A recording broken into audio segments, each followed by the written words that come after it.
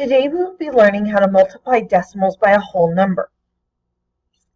This falls under standard benchmark indicator 5.4.A.3, which is find the product of two numbers expressed as decimals through thousands using paper and pencil.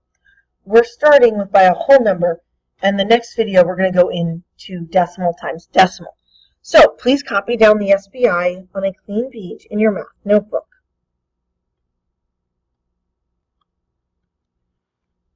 When multiplying with decimals and whole numbers, multiply just like you would with two whole numbers. So ignore the decimal at first and just do the multiplication. Then count the number of decimal places in your factor. The total is the number of decimal places that should be in your product. So if you look at our example down here, we have 20 times 1 4/10.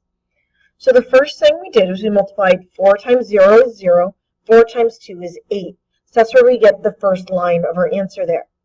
Then we put a placeholding 0 in because we're moving over to a new place value position.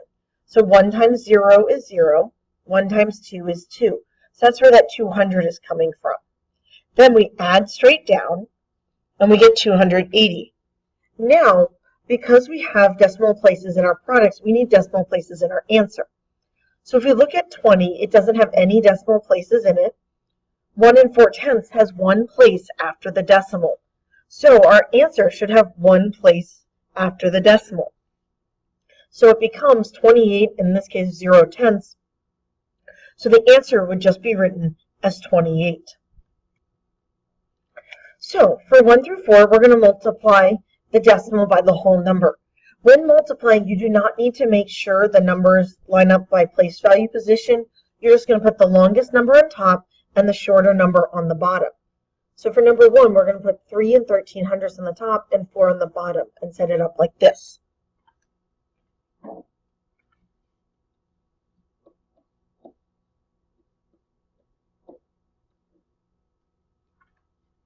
Now we're going to do the multiplication. So 4 times 3 is 12. We're going to put the 2 down, carry the 1.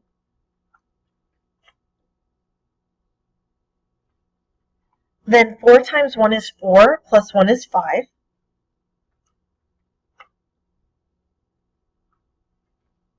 And 4 times 3 is 12.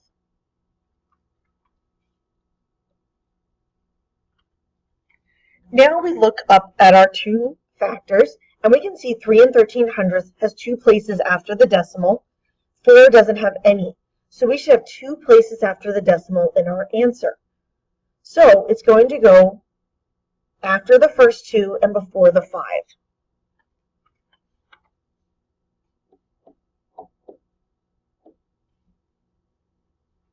And we can estimate to check if our answer is reasonable. So 3 13/100 is about 3 times 4, that's about 12. So our answer is a little above 12, so it makes sense.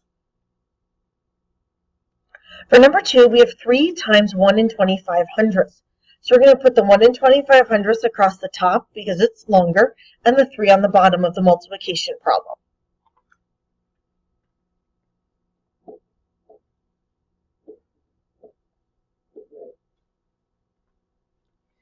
Now we're just going to multiply through. 3 times 5 is 15, so we're going to put the 5 down and carry the 1.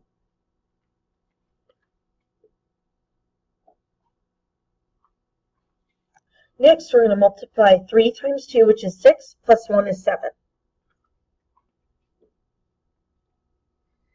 And then 3 times 1 is 3. Now we're going to count up our decimal places in our factors. We have two places after the decimal in 1 25/100 and none in the whole number. So we should have two decimal places in our answer. So the decimal is going to go right after the 3.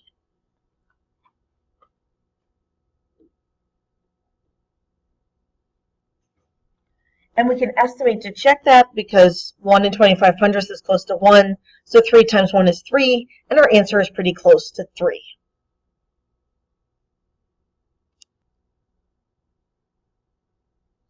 For number 3, we're going to again write the problem vertically with the longer number on top.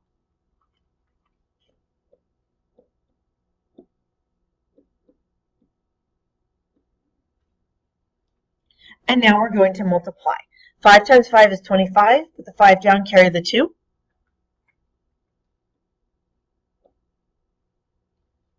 5 times 9 is 45, plus 2 is 47. Put the 7 down, carry the 4.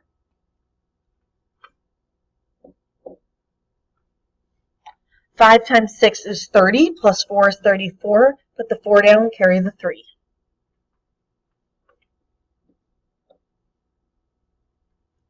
5 times 1 is 5, plus 3 is 8.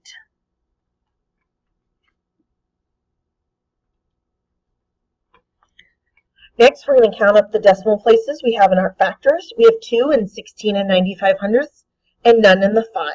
So our decimal point is going to go between the 4 and the 7.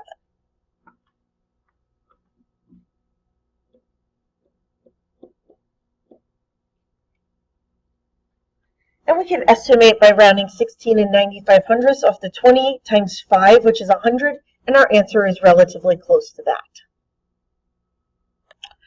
So again, on problem 4, we're going to write the problem vertically with the longer number on top.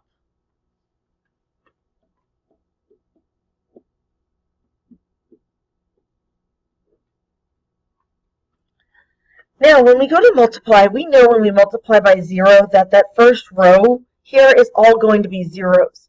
So what we can do is just put our placeholding 0 in and then hop over and start multiplying by the 2. So now we're going to multiply 2 times 3 is 6. 2 times 0 is 0. And 2 times 4 is 8. Now we have to figure out where to put the decimal. We have 2 places after the decimal in our first factor and none in our second. So we need 2 decimal places in our product. So we're going to put it between the 0 and in front of the 6.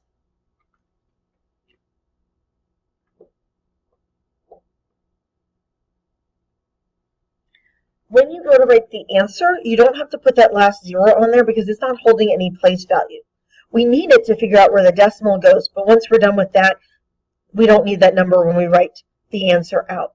And we can estimate to check. We know 4 and 300ths is near to 4, and so 4 times 20 is 80, and that gets us very close to our actual answer. Please make sure you have copied down all of the work and then glue this paper in your math notebook.